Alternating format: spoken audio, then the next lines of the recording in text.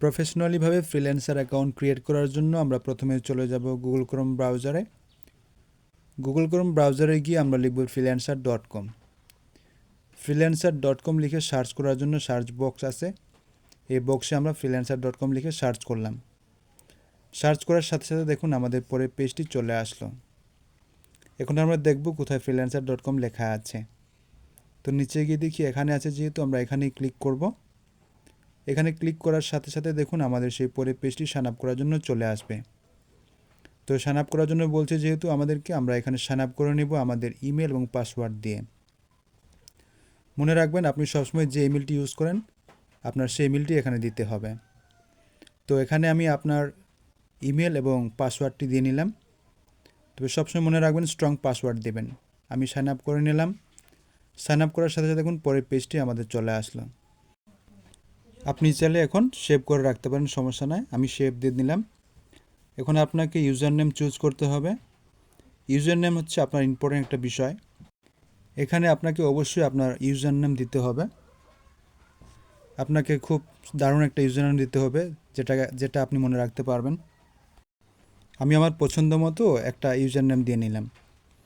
User name দেওয়ার সাথে সাথে আমার কাজটি কমপ্লিট হয়ে গেল। এখানে যেহেতু আপনি কাজ করবেন সেই সুবাদে আপনাকে দিতে হবে আই ওয়ান্ট টু ওয়ার্ক। তো আই ওয়ান্ট টু ওয়ার্কে ক্লিক করার সাথে সাথে আপনার ফ্রিল্যান্সার অ্যাকাউন্টটি কমপ্লিট হয়ে গেল। এখন এখানে আপনাকে বলা হচ্ছে আপনার 20টি স্কিল এখানে ইনক্লুড করবেন। যেহেতু আপনি গ্রাফিক্স ডিজাইনে কাজ করবেন, তো আপনি গ্রাফিক্স ডিজাইন রিলেটেড যত স্কিলগুলো রয়েছে আপনি সেই স্কিলগুলোই এখানে ইনক্লুড করবেন। প্রথমে আপনাকে ক্যাটাগরি চুজ করতে হবে। ক্যাটাগরি হচ্ছে আপনার গ্রাফিক্স ডিজাইন। তো গ্রাফিক ডিজাইন চুজ করার সাথে সাথে আপনার যে পরের স্কিলগুলো সব চলে আসবে। এখন আপনাকে বলা হচ্ছে এখানে আপনার যত সোশ্যাল লিঙ্কগুলো আছে এখানে লিঙ্ক করার জন্য। আপনার ফেসবুক আছে, আপনার লিঙ্কডইন যেহেতু আছে, আপনি দুটোই আপনাকে এই অ্যাকাউন্টে লিঙ্ক করতে হবে। তো আমি আমার সোশ্যাল মিডিয়ার লিঙ্কগুলো এখানে ইম্পোর্ট করে নিলাম। ইম্পোর্ট করার সাথে সাথে আমার পরের পেজটি চলে আসলো। এখন আমরা পরের ধাপে চলে যাব। পরের ধাপে গিয়ে দেখেন আমাদেরকে কি বলা হচ্ছে। এখানে আমাদের সেই ধাপগুলো আমাদের ফলো করতে হবে। এখন আমরা খুব একটা গুরুত্বপূর্ণ পার্টের মধ্যে আছি, সেটা হচ্ছে প্রোফাইল ডিটেল। প্রোফাইল ডিটেলে আপনাকে অবশ্যই আপনার ভোটার আইডি কার্ড অনুযায়ী, আপনি যে দেশে থাকেন সেই দেশের ভোটার আইডি কার্ড অনুযায়ী আপনার ডেট অফ বার্থ দিতে হবে, আপনার ল্যাঙ্গুয়েজ দিতে হবে। আপনি যদি বাংলাদেশে থাকেন বাংলাদেশ দিবেন, এবং ইংলিশ তো অবশ্যই আপনাকে দিতে হবে।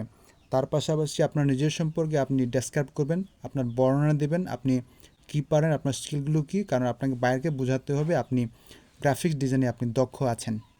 ন্যাশনাল আইডি কার্ড অনুযায়ী যখন আপনার সমস্ত কিছু দেওয়া শেষ হয়ে যাবে, আপনি আপনার তথ্যগুলো দেওয়ার পর আপনি পরের পেজে চলে যাবেন। পরের পেজে যাওয়ার জন্য আপনাকে নেক্সটে ক্লিক করতে হবে। আপনি নেক্সটে ক্লিক করে আপনি পরের পেজে চলে যাবেন। পরের পেজে আসার পরে দেখেন আপনার মেলটা চেক করার জন্য বলছে, আপনি মেল চেক করে নেবেন। মেল চেক করার সাথে সাথে আপনি আপনার ভেরিফাই হয়ে যাবে আপনার অ্যাকাউন্টটি। এরপর আপনার মেলটি যখন ভেরিফাই হয়ে যাবে আপনাকে আপনার পেমেন্ট মেথড চেক করার জন্য বলবে। তো পেমেন্ট মেথড আপনার চেক করা এখন দরকার নাই, আপনার যেহেতু আপনি আর্ন করার নাই, আপনার পেমেন্ট মেথড চেক করা দরকার নাই। এভাবেই আমরা আমাদের ফ্রিল্যান্সার অ্যাকাউন্টটি ক্রিয়েট করব। তো ক্রিয়েট করা এত কঠিন না, খুবই সহজ। তো আপনি নিজেই ক্রিয়েট করে নিতে পারবেন খুব সুন্দরভাবে। দেখুন আপনার ফ্রিল্যান্সার অ্যাকাউন্টটি ক্রিয়েট হয়ে গেল। So thanks for watching.